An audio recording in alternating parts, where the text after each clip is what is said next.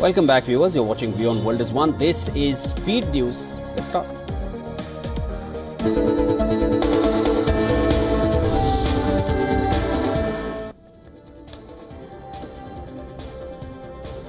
Chinese Foreign Minister Wang Yi and NATO Secretary General Mark Rutte met on the sidelines of the Munich Security Conference in Germany.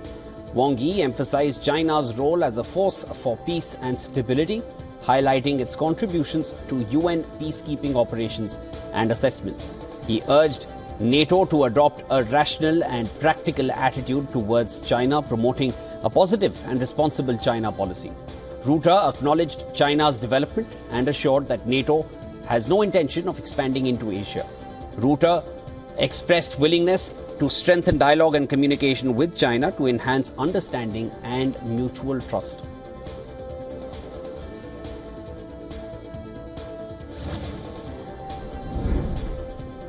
UK Prime Minister Keir Starmer has expressed his willingness to deploy British troops to Ukraine as part of a post-war peacekeeping force. He said he believes securing a lasting peace in Ukraine is crucial to deter Russian President Vladimir Putin from further aggression. The UK Prime Minister is expected to join other European leaders, including German Chancellor Olaf Scholz and French President Emmanuel Macron, in Paris for talks on Ukraine.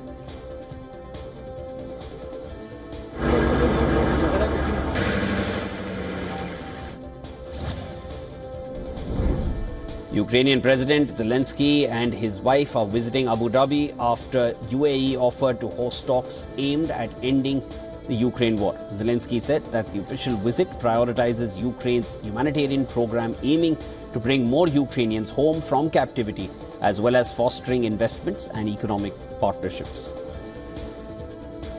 The UAE plays a crucial role as a broker in the prisoner exchanges between Kiev and Moscow. The UAE is also home to a large population of Ukrainian and Russian expatriates who have flooded the country since the war began.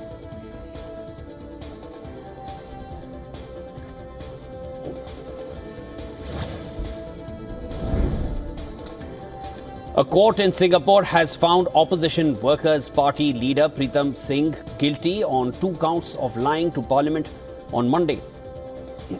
The verdict could see him barred from contesting a general election this year. Singh had pleaded not guilty. The prosecution has asked for a maximum fine of $5,231 for each charge. Under Singapore's constitution, anyone fined at least $7,648 or jailed for at least 1 year could be disqualified as a member of parliament and thus unable to run in any election. The charges against Singh stem from allegations that he gave false testimony to a parliamentary committee in 2021 about a fellow party member allegedly lying to parliament.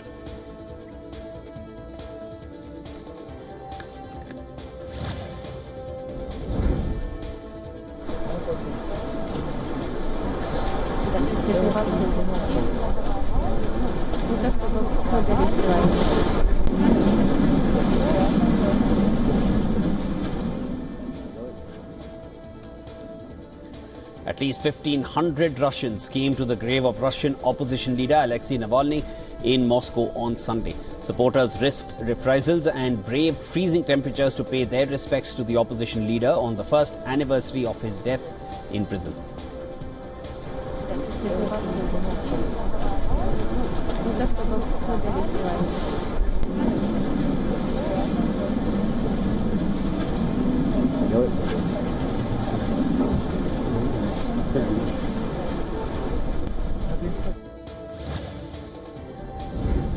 In a major drug bust, the Mexican army said that it had seized more than 4 tons of methamphetamines in the violence-ridden state of Sinaloa. Authorities said they had seized the drugs at spaces such as laboratories and warehouses. Additionally, Deputy Operative Chief of the Army General Staff, Hamlet Toledo, reported the confiscation of 1,250 kilograms of methamphetamines in a prior operation at a different laboratory. The pressure from the United States on Mexico to curb drug trafficking has increased since the start of President Trump's administration that threatened to impose tariffs if the situation was not controlled.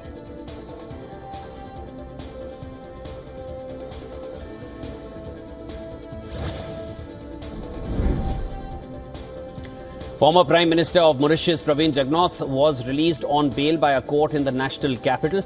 And this is after he was arrested in a money laundering probe as authorities seized suitcases of cash and raids on his alleged accomplices' homes.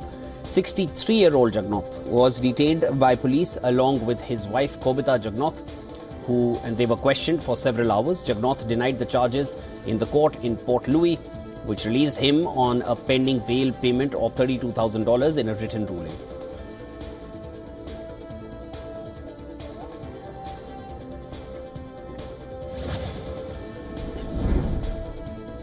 China has said that a Canadian warship passing through the Taiwan Strait undermines peace in the sensitive waterway, adding that Canada's actions was an attempt to deliberately stir up trouble.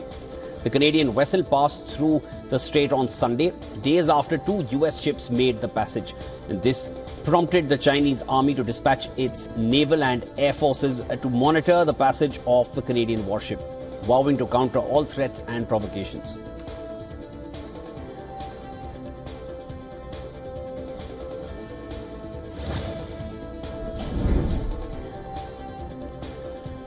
The Rwanda-backed M23 rebels have captured Bukavu, the second largest city in DR Congo. That is, and this comes as African Union warned that the strife-torn country could be staring at a potential breakup.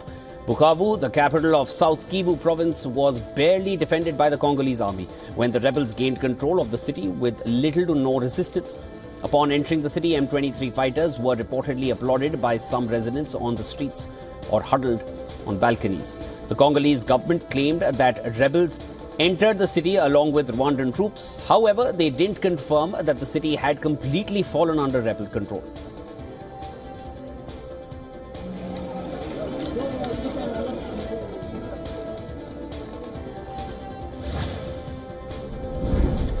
A third military flight carrying Indian citizens deported from the United States landed in Amritsar late night yesterday.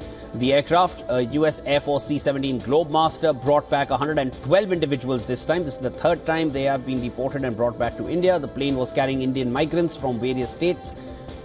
31 from Punjab, 44 from Haryana, 33 from Gujarat, 2 from Uttar Pradesh and 1 each from Himachal Pradesh and Uttarakhand. Among these deportees were 19 women and 14 minors, including 2 infants.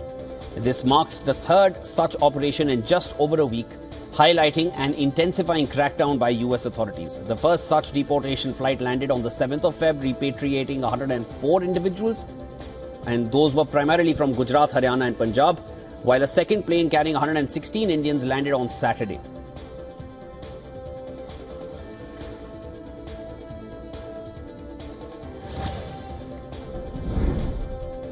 An earthquake of magnitude 4.0 hit Delhi and its adjoining national capital region on Monday morning at 5:36 a.m. local time. The epicenter of the earthquake was located 9 kilometers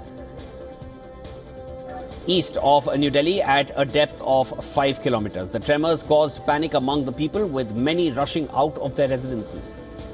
Prime Minister Modi urged residents of Delhi and nearby areas to stay calm and follow safety precautions. Delhi NCR falls in seismic zone 4, making it vulnerable to moderate to powerful earthquakes.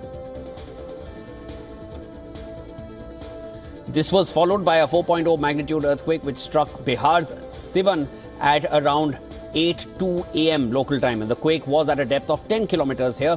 Another 4.7 magnitude earthquake was also recorded in Odisha's Puri district at around 8:15 a.m. According to reports, an earthquake of magnitude 2.3 hit Lachung area in Sikkim on Monday at 8:13 a.m. local time.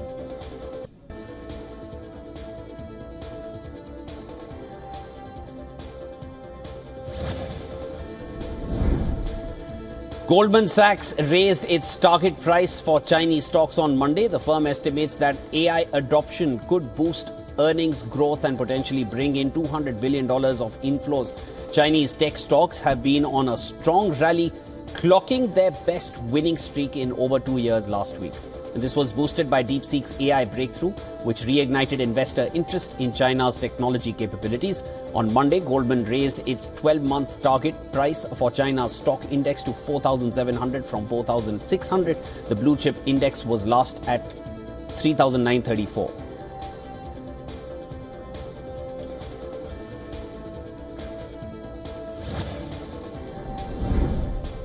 Oil prices steadied after a string of declines, and this comes as the prospect of increased flows from Iraq and Russia weighed on the outlook.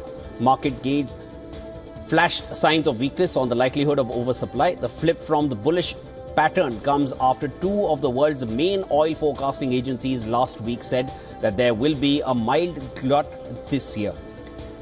Supply concerns worsened over the weekend, with the president of Iraq's semi-autonomous Kurdistan region flagging the likely resumption of oil exports next month. Meanwhile, President Trump's push for an end to the war in Ukraine raised the prospect of an increase in flows from Russia.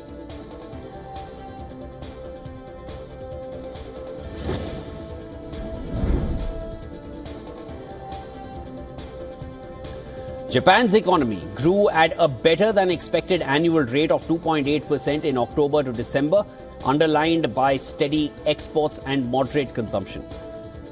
On a quarter-to-quarter basis, the world's fourth largest economy grew 0.7% for its third straight quarter of growth. For 2024, the Japanese economy eked out 0.1% growth in seasonally adjusted real GDP, which measures the value of a nation's product and service.